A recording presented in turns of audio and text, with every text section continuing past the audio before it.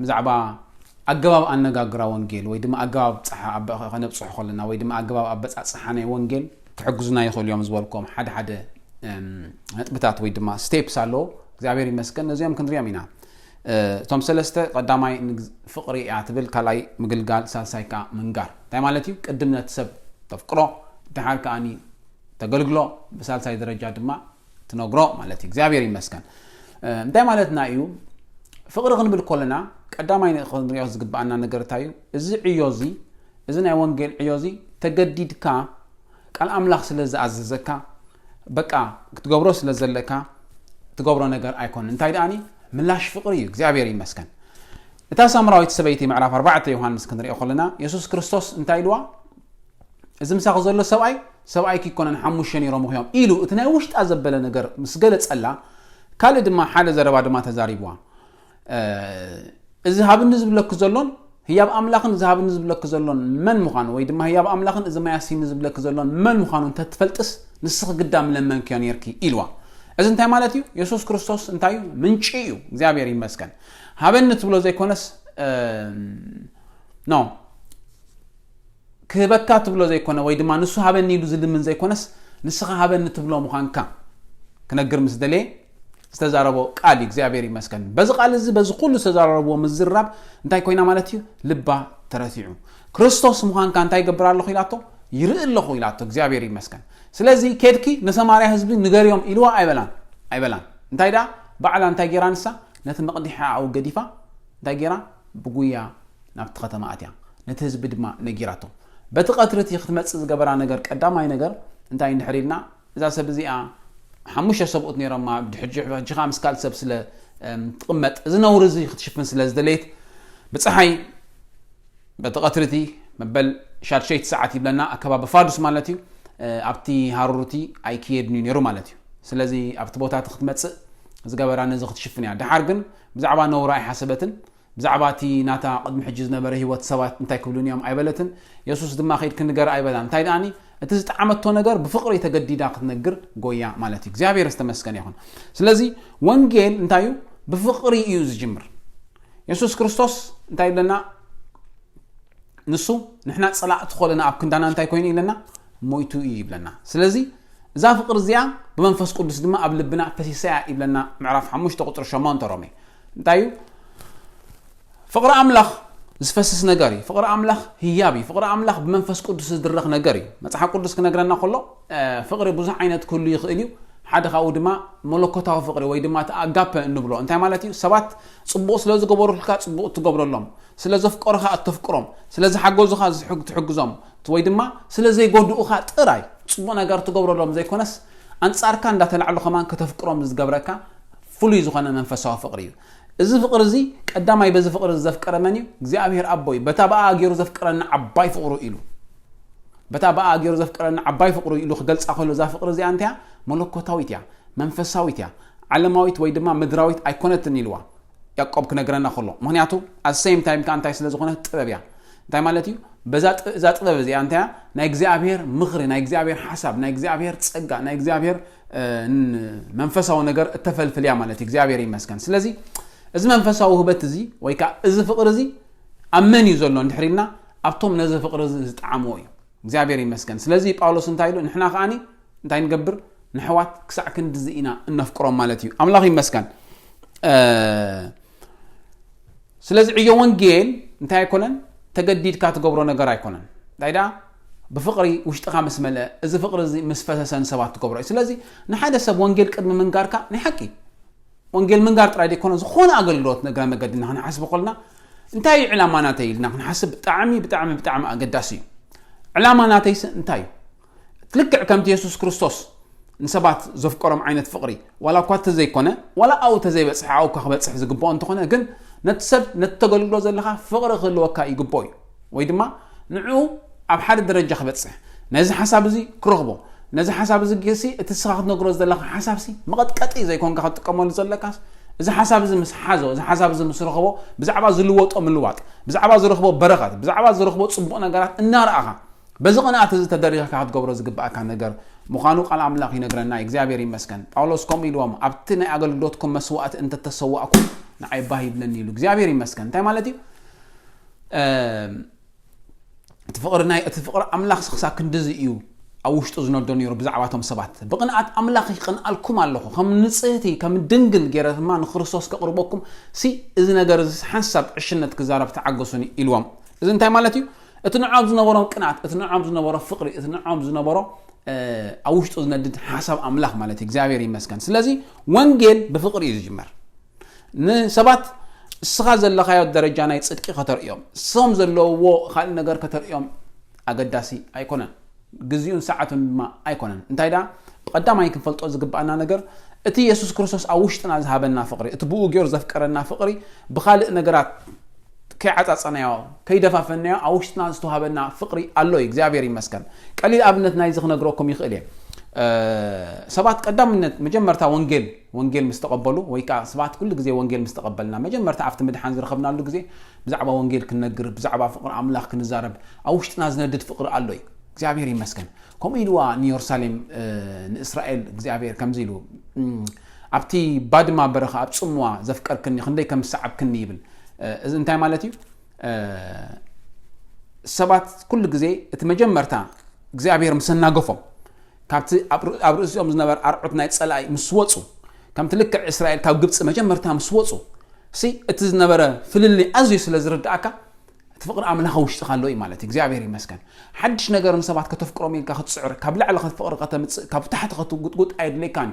ኣብ ውሽጥኻ ብመንፈስ ቅዱስ ዝተዋሃበካ ፍቅሪ ኣሎ እንድሕር ዳ ብኢየሱስ ክርስቶስ ድሒንካ ማለት እግዚአብሔር ይመስገን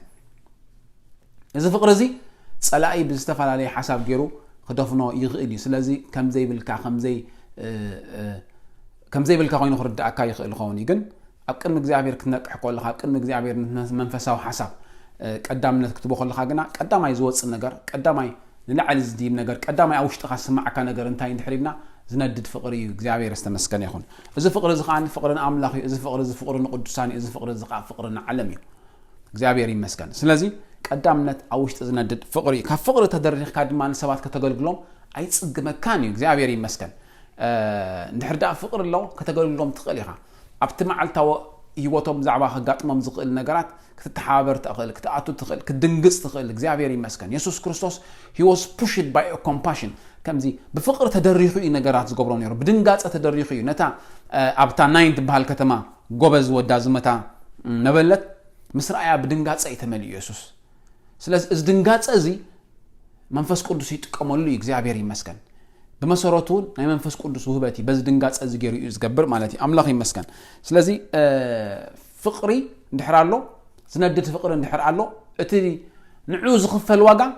እቲ ንዑ ዝግበር ኣገልግሎት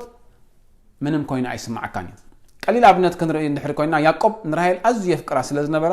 7 ዓመት ተገዚኡ ድሓር 7 ዓመት ተገዚኡ ድሓር 6 ወሲኹ 20 ዓመት ተገዚኡ ድማ ኣብ ሰሓይታ ብለይቲ ብቀትሪ ድማ ኣብ ፀሓይ ይብለና ነዚ ኩሉ ዝገበሮ ሓንቲ ዕላማ እያ ነይራቶ ንሳ ድማ ንምንታይ ንራሄል ክምርዓው ስለ ዝደለየ እዩ ማለት እዩ እቲ ንዓ ዝነበሮ ፍቅሪ ድማ ኣዝዩ ብርቱዕ ስለ ዝነበረ ከም ምንም ኣይቆፀሮን ከም ምንም እውን ኮይኑ ኣይተሰምዖን ማለት እዩ ከም ንኻልእ ነገር እንተዝኸውን ነይሩ ግና ኣዝዩ ነዊሕ 20 ዓመት ሰባት ኣብ ትሕቲ ሰባት ብፀሓይን ብኣሰሓይታን ክግዝኡ ከቢድ ነገር እዩ ማለት እዩ ኩሉ ግዜ ኣብ ህይወትና እንድሕር ዳ ርኢና ሓደ ነገር ኣዝና ዋጋ ንኸፍለሉ ንምንታይ እንድሕር ኢልና ምስ ነፍቅሮ እዩ እንድሕር ዳ ዋጋ ዘይንኸፍለሉ ኮይና ግና እናደለኽዎስ ግን ኣይግደሰሉኒ ክንብል ኣይንኽእልና ኣብ ውሽጥና ዝነድድ ፍቅሪ እንድሕር ዘየለ ዋጋ ክንከፍለሉ ኣይንኽእልና ምክንያቱ እቲ ኣብ ፍቅሪ ዘሎ ፓሽን እቲ ኣብ ፍቅሪ ዘሎ ዝነድድ ቅንኣትን ዝነድድ ውሽጣዊ ጽምኣትን ነቲ ኩሉ ኣብ ህይወትካ ከጋጥመካ ዝኽእል መስገደል ነቲ ኩሉ ኣብ ህይወትካ ከጋጥመካ ዝኽእል ኦድስ ክትሰግሮ ዝገብረካ ሓይሊ ማለት እዩ እግዚአብሔር ይመስገን ስለዚ ሰባት ካብ ምንታይ ኢኻ ተገልግሎ ካብ ፍቅሪ ኣምላኽ ተደሪኽካ ኢኻ ፍቅሪ እንተዘይብልካ ግን ሱቕ ኢልካ ክትገብሮ እውን ፅቡቕ ኣይኮነን ህይወት ዘለዎ ነገርካ ኣይኮንኒ ማለት እዩ ከም ቃል እግዚአብሔር ሓደ ቃል ከንብቤ ኣብ ቅድሚ ኣምላኽ ኢሉ ኣሎ ኣብ ካልኣይ ቆሮንጦስ ምዕራፍ 4 ማለት እዩ ቁፅሪ 1 ጳውሎስ ኣብ ቅድሚ ኣምላኽ ንሕልና ኩሉ ሰብ ነቲ ሓቂ እናገለጽናሉ ነፍስና ንዕቁብ እምበር ብተንኮል ከይተማላለስና ንቃል ኣምላኹን ሓሳብ ከይገበርናዮ ነቲ ናይ ንብሪ ሕቡእ ነገር ሓዲግና ኣለና ስለዚ ምሕረት ከም ዝወረደና እዚ ኣገልግሎት እዚኣ ካብ እትህልወና ኣይንሕለልን ኢና ኢሉ እግዚአብሔር ይመስገን እንታይ ዝገልጽ ዘሎ ኣብዚ ቦታ እዚ እንድሕር ኢልና ነፍስና ንኣምላኽ እናዕቆብና ነቲ ናይ ሕቡእ ነውሪ ነገር ገዲፍና بتنكل كيتماللسنا نقال أملاخ دما حساو خي جبرنا يو إغزابير يمسكن دوال هيوت وي دما كلت عينة هيوت كي نبرنا مالتيو لك كم تقال أملاخ بيوت نازخونو نسبات كم خوينو عين حردا خوينو اتناينو روح بؤنا جرجديفنا رأسنا أملاخ معقبنا بتنكل كأخي تماللسنا إلو حدا نجار كم فلتوز جبانا هيوت كا دوال زي كون هيوت وي دما خلت زي كون هيوت كي تماللس كان أملاخ تنبر كلها منفس قدس أبي هيوت كحليفو نسبات كتنكف عدلن أجت أمن يركبي إغزابير يمسكن قال أملاح كقبلك عدلن أجت أمن يركبي قال إغزابير نتسب زخون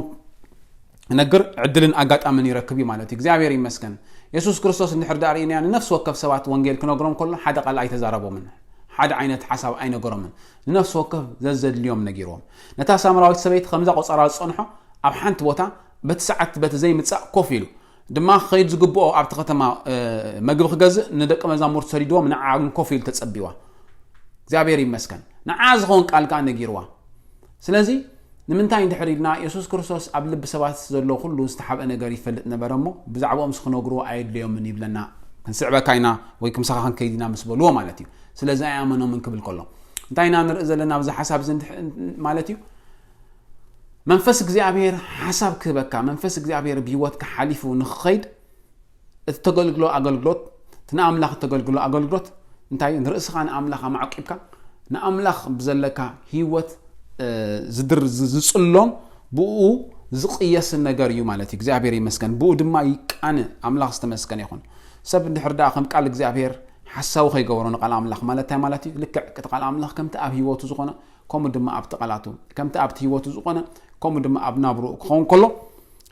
بتونكوس كيتمال على سخير كله تقال أملاح حساوس لزي قبرو قال إغزابير كعي عدل ركب إغزابير يمسكن نتحسر كابتخوفو انت فلا خياسي كم أفيك تكوني خايبن سلزي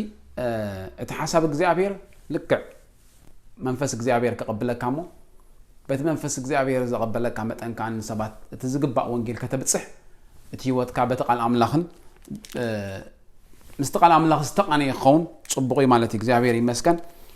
ስለዚህ ምግልጋል هنقول كلنا نسوات تقولغلو اغلغلوت كفقر استبغساي فقر دما بمنفس قدسي ስለዚህ كل منفساو اغلغلوت كل ክርስቲያናው አገልግሎት በመንፈስ ቅዱስ ዝጅምር በመንፈስ ቅዱስ ዝትግበር መጨረሻውን ንአምላኽ መስዋዕት ዝኸውን አምላኽ ዝተመስገነ ይኹን መበሳልሳይ ድማ ምንጋር ዝብሊ ማለት እዩ እግዚአብሔር ይመስገን ከምቲ ዝበልናዮ ቀዳማይ ፍቅሪ ድሓርካ ምግልጋሊ ነትሰብ ቅድም ተፍቅሮ ድሓርካ ተገልግሎ ድሕሪ ኻኒ ትነግሮ كنقر كلنا بزح جزء زجات مجيجات هتعلو نسود ما انتايو سبات كل جزء تقلات إفهم بزعبا وانجيل كنقر يدليو صبغيو منفس جزء عبير بون حرد عمري حكا وانجيل كنقر شعن زكالي كم فورمولا حدا مجدي ويكا حدا أجواب غير كاخد حزوجنا تمراتسي أي مثلاً مخنياتو نحرد سبات زلوا وخناتات يتفلتني خا سبات بزعبا أب كريستيانات زرعي وزبلة نجار نعم كان نعنقف هذا خنون نجار كله يكالي بخرسنا بزعبا خرسنا زلوا ما تحسس بخبي مخانو أي تفلتني خا كم أبنت قلت لكم حدا جزء أبراش شاسي بال أبتي جزء زحل كينات زنبرة لو يدما أب جزء الكومينيستس أزيس فعلوا زنبرة مالتي يسوع كريستوس بزعبا ناي وناجرات بزعبا حلقة عن أسرحتن بزعبا قلاين ذهبوا استفلا لي مسلاتات الله مالتي سلازم حدا سب وانجيل نتخال كنقرأ خلو نتي أبراشاز نبرسب مالتي نتي أبجزء كومينيزم نبرسب كنقرأ خلو نتايلو حملي سلو أو سلازي إذا السخات بلوز اللي خيسوسي معرنة ناي سبات أحلوني ويدما مثل ناي شكالوس أحلوني مالتيو يلو ملي سلو داي خمل دلي كم أبنتي عم تسيوز مالتي سلاز وانجيل كتنقر كلها قدامنا أبناء إغزابير منفس كتوقل نسو زهبك قال كتنقر كتبو متن بو تدريخ كابو تمريح كتقلقل نسبات صبغي كالقن كم أبنت مالتيو ويدما كما كايدا كما سرار حد ما بأمره كتنكو عز دحرد أخونك ناي سوات زلو هيواتن كنتاتن كتفلت دما صبغي تقالات إفكاها بقالات كدربي تقالات إفكاها بفرد تأتو مالتيو إذا خنبر كلنا أنتي مالتيو نسوات وانجيل كتنقرم كلها حدا اتمل اختينا يسوع كريستوس إخاء تنقرم منبر ناتهم هايمانوت ناتهم عكايدا ناتهم مجدي ختنقف كتفرد أي جبأ كاني سب استفعل عليه دحرة بعيتها خلوه يخلي كاب استفعل عليه هايمانوت متشخون كالي ناتو زخونه ሕብረተሰብ ኣመጻጻውን ኣለዎ ናቱ ዝኮነ ኣገባብ ኣብ ስድራ ዝዓበየውን ኣለዎ ነዚ ክትወቅሶ ነቲ ዘለዎ ልምድን ባህልን ኣካይዳን ሓታ ሓሳስባን ከኣኒ ከተቋናጽብ ኣይግባእኒ ማለት እዩ እቲ ሱ ዝኣምነሉ መገዲ ዝኾነ ይኹን ብዘይገድስ ወንጌል ጥራይካ ትነግሮ ማለት እዩ ንሰብ ኣምጺኻ ናብ ጉጅለኻ ክትእትዎ ዘይኮንካ ንሰብ ኢየሱስ ክርስቶስ ከተራኽቦ ስለ ዝኾነ እቲ ዕላማ ማለት እዩ እግዚአብሔር ይመስገን ስለዚ ዘን ሰለስተ ነጊርና ኣለና ሓደ ብፍቅሪ ምምላስ እዩ ካልኣይ ካብ ምግልጋል ሳልሳይ ድማ በእምሮ ሓሲብካ ንሰባት ወንጌል ክትነግር ማለት እዩ እግዚአብሔር ይመስገን በእምሮ ሓሲብካ ክትነግር ኮለና ክንብል ኮለና መንፈስ እግዚአብሔር ኣይትምራሕን ማለት ኣይኮነን ግን ሓደ ግዜ እቲ መንፈስ እግዚአብሔር ምምራሕ ነቲ ናይ ሰባት ዘለዎ ኩነታት በእምሮ ንኸይትሓስብ ከም መሸፈኒ ከም ምሕብእ ክንጥቀመሉ ኣይግባእናኒ ማለት እዩ ስለዚ ናይ እግዚአብሔር ቃል እውን ከምዚ ይዝብል ነቲ خبر ካብቲ ሕሱር እንተፈሊኻስ ከም ኣፈይ ክትከውን ኢኻ ይብል እዚ እንታይ ማለት እዩ እንድሕሪድና ህይወትካ ብትኽክል ምስ እግዚአብሔር ክትመላለስ ኮልኻ እቲ ንሰባት እተገልግሎም ኣገልግሎት ንገጽ ወይ ድማ ንጥፈታት ወይ ድማ ንኣክቲቪቲ ከም ዕዮ ከም ስራሕ ጌርካ ጥራይ ዘይኮነስ እቲ ምስ ኣምላኽ ትመላለሶ ምምላስ እቲ ንሰባት ተገልግሎም ምምላስን ማዕረ ክኸውን ኮሎ ካብ ክልተ ዓይነት ህይወት ካብ ድዋል ዝኾነ ህይወት ወፂኻ ትመላለስ ኮልኻ ናይ እግዚአብሔር መንፈስ ኣብ ኣፍካ ኮይኑ ይጥቀም ባኣኻ ሓሊፉ የገልግል ባኣኻ ሓሊፉ ንሰባት ይረትዕ ባኣኻ ሓሊፉ ኻኒ ይሰርሕ ማለት እዩ እግዚአብሔር ይመስገን ስለዚ ንሰባት እተፍቅሮም ፍቅሪ ካብ መንፈስ እግዚአብሔር እዩ ክኸውን ዘለዎ እቲ ኣብ ውሽጥኻ ኢየሱስ ክርስቶስ ዝሃበካ ፍቅሪ ንሱ እናዓበ ክኸይድ ኮሎ ንሱ ምስ ኣምላኽ ብዘለካ ሕብረት መጠን እናተኸልዐ ክኸይድ ኮሎ ዝመጽእ ነገር እዩ ብኻልእ ደረጃ ድማ ተገልግሎ ኣገልግሎት ድማ ካብዚ ፍቅሪ ዝተበገሰ እዩ ማለት እዩ እግዚአብሔር ይመስገን ሳልሳይ ምንጋር ዝብል ማለት ስለዚ ንሰብ ቅድም ተፍቅሮ ኢኻ ድሓርካ ተገልግሎ ኢኻ ብድሕሪ ኢኻኒ እትነግሮ ማለት እዩ ስለዚ ኩሉ ግዜ ክንሓስብ ኮለና ኣብ ከባቢና ዘሎ ብዛዕባ ምንጋር ብዛዕባ ወንጌል ክንሓስብ ኮለና ተቀላጢፍና ዝደለናዮ ሓሳብ ድርቢ ከነብል ዘይኮነ ቅድም ናይ ሓቂ ከነፍቅሮም እግዚአብሔር ኣብ ውሽጥና ዘሎ ፍቅሪ ወንጌል እግዚአብሔር ኣብ ውሽጥና ዘሎ ፍቅሪ ነፍሳት ከተሳሰኣልና ናብ ኣምላኽ ክንቀርብ ይግባአና እዩ ነሰባት ድማ በቲ ዝደልይዎ ነገር ድማ ክንበጽሖም ኣገልግሎት ኣብቲ ህይወቶም ክንሳተፍ ኣብቲ ናብሮኦም ክንሳተፍካ ይግባአና እግዚአብሔር ይመስገን ምክንያቱ ኢየሱስ ክርስቶስ ኣብ ዝተፈላለዩ ማሕበራዊ ኣጋጣሚታት ይኸይድ ከም ዝነበረ ቃል እግዚአብሔርን ምስቶም ዝሕጎሱ ተሓጎሱ ስለ ዝብለና ኣብ ኩሉ ነገራቶም ናይቶም ሰባት ክንሕጎስ ይግባአና እዩ ኣምላኽ ዝተመስገነ ይኹን ምንጋር ክኾን ከሎ ሽዑ ዕድል ኣለና ምንጋር ክኾን ከሎ ኣጋጣሚ ንረክብ ማለት እግዚአብሔር ይመስገን ካብ ተቀላጢፍካ ትስኻ ዘለኻይ ሓሳብ ትነግር ናይ ሰባት ምስማዕ ጽቡቕ እዩ ክትሰምዕ ኮለኻ መንፈስ እግዚአብሔር ድማ ነቲ ዘለዎ ኩነታት ዝኸውን ቃል ክህበካ ይኽእል ማለት እዩ ኣምላኽ ይመስገን ኢየሱስ ክርስቶስ ምስታ ሳምራዊት ሰበይቲ እንታይ ገይሩ ቅድም ምዝርራብ ገይሩ ብዛዕባ ማይ ክዘራረብ ጀሚሩ ድሓር ንሳ ብዛዕባ ሓደ ነገራት ክትዛረቦ ጀሚራ ሳምራዊ ኮሎስ ከመይ ገይሩ ኸባይ ልምን ኢላ ማለት እዩ ንሳ ሳምራዊ ስለ ዝነበረት ኣይሁዳዊ ኮሎ ከመይ ገይሩ ኸባይ ልምን ማለት እዩ እግዚአብሔር ይመስገን ኢየሱስ ክርስቶስ ኣብዚ ቦታ ዝኮሎ ድማ ቃል ፍልጠት ኣብ ህይወቱ ክሰርሕ ስለ ዝጀመረ ናታ ህይወት ገሊጹ ከውፅኦ ጀሚሩ እንታይ ማለት እዩ ክትነግር ኮለኻ ናይ እግዚአብሔር መንፈስ ከቀብለካ ናይ እግዚአብሔር መንፈስ ነቲ ሰብ ዝኸውን ነገር ክበካ ክትሓስብ ይግባእካ ኣምላኽ ይመስገን ምክንያቱ ቃል ኣምላኽ ጽቡቕ ገይሩ ዘብርሃልና ነገር ኢየሱስ ንዝተፈላለዩ ሰባት ብዛዕባ ወንጌል ክነግሮም ከሎ ብፍቅሪ ተደሪኹ ብድንጋጽ ተደሪኹ ተኣምራት እናገበረ ይነግሮም ጥራይ ዘይነበረስ ንዝተፈላለዩ ሰባት እውን ንዖም ዝኸውን ቃል እዩ ዝህቦም ነይሩ ንዖም ዝኸውን ቃል ይዘምጻሎም ነይሩ እዚ ቃል ዝቃ መንፈስ ቅዱስ ብኡ ሓሊፉ ስለ ዝቐበሎ ንኽረጥዖም ዕድልን ኣጋጣምን ነይርዎ ማለት እዩ እግዚአብሔር ይመስገን ስለዚ ክንነግር ኮለና ግን ሓደ ቀንዲ ክንጥንቀቐሉ ዝግባአና ነገር ወንጌል ኢና ንነግር ናይ ሰባት ዘለዎም ኣካይዳ ዘለዎም ሃይማኖት ኣይኮንናን እንነቅፍ ክንነቅፍ ኣይግባአናን እዩ እቲ ፍርዲ ናይ እግዚአብሔር እዩ ናይ ፍርዲ ናይ እግዚአብሔር ስለ ዝኾነ ንሕና ግን ዝጣዓምናዮ ፍቅሪ ንሕና ንፈልጦ ናይ እግዚአብሔር ፍቅሪ ቃል ኣምላኽ ወንጌል ንሰባት ትነግሮም ማለት እዩ ሃይማኖቶም ክትነቅፍ ኣካይዶም ክትነቅፍ ባህሎም ክትነቅፍ ኣተዓባቢዮም ክትነቅፍ ኣተሓሳስቦም ክትነቅፍ ስድራቤቶም ክትነቅፍ ኣካይዶም ክትነቅፍ ጉባእ ኣይኮነን ምክንያቱ ወንጌል ኢኻ ትነግር እምበር ናቶም ኣይኮንካን ተታሕት ማለት እዩ ናትካ ጽቡቕ ነገር ብምዝራብ ናቶም ከኣኒ ዘይጽቡቕ ነገር ብምዝራብ እቲ ናትካ ዝበለጸ ኮይኑ ክረኣየልካ ኢልካ ምሕሳብ ዕሽነት እዩ እንታይዳ እቲ ናይ ወንጌል ጽቡቕ ነገር ክትዛረብ ኮለኻ ንበይኑ እኹል እዩ ማለት እዩ እግዚአብሔር ይመስገን ነበር ራብዒቲ ናይ መጨረሻን ድማ ወንጌል ብምንጋር እንረኽቦ በረኸት እንታይ እዩ ወይ ድማ ወንጌል ክንነግር ኮለናሲ እንታይ ኢና ንረክብ ክንብል ኮለና ሰለስተ ነገራት ክጠቅስ ደስ ይብለና ኣብዚ ቦታ እዚ ሓደ ብሓቂ ካብ ምድሓን ዝዓቢ ነገር የለን እግዚአብሔር ይመስገን اتي اب ጳውሎስን ሲላስን ተኣሲሮም ከለው مستفتحو اب تا فيليب اتبال كتما مالتي تأثيرهم مسوطو اتي وارديا ወይ ድማ ተሐላው ዝነበረ ሰብ እንታይ ደሞ ዳቱም ጎይቶተ እንታይ ገበር ደሪን መስበሎም ቦንጊ በኢየሱስ ጎይታና ኢየሱስ ክርስቶስ እመንሞ ንስኻን ስድራቤትካን ካንታ ክትገብሩ ኢኹም ክድሕኑ ኢኹም ኢሎም አምላኽ ይመስገን ስለዚ ምድሓን ናይ ሰባት ልዕሉ ኩሉ ኣዝዩ ዝሕጉስ ነገር እዩ ኣብ ምድሪ ብዛዕባ ዝፍጸም ጽቡቕ ነገራት ክንሕጎስ ንኽእል ኢና ካብኡ ዝዓበየ ነገር ግና ሰባት ወንጌል ኣትዮም ስድራቤታት ወንጌል ኣትዮም ሕብረተሰባት ወንጌል ኣትዮም ንናብሮም ክቕይር ከሎ ንኣካይዶም ክቕይር ከሎ ንህይወቶም ካብ ሞት ናብ ህይወት ከሰጋግር ከሎ ብወንጌል ዝርከብ ሓጎስ ተሓጉሶም ክትሪኦም ከለኻ ካብ ዝዓቢ ነገር የለን ስለዚ ስድራቤትካ ክድሕኑ ከባቢኻ ክድሕኑ ዕሩኽትኻን መሓዙትካን ናብ ምድሓን ክመፁ ካብ ዝዓቢ ሓጎስ ስለዘየለ ተቐዳማይ ነገር እዚ ማለት እዩ ስለዚ ብወንጌል ዝርከብ ሓጎስ ድማ ከም ካልኣይ ክንሪኦ ከለና ወንጌል እንታይ ኣለዎ ሓጎስ ኣለዎ ኣብ ምን ኣብቲ ዝነግር ሰብ ማለት እዩ እዚ ብዛዕባ እቲ ምድሓን ተቐዳማይ ዝበልና ማለት እዩ ሰባት ክድሕኑ ከለዉ ካልኣይ ድማ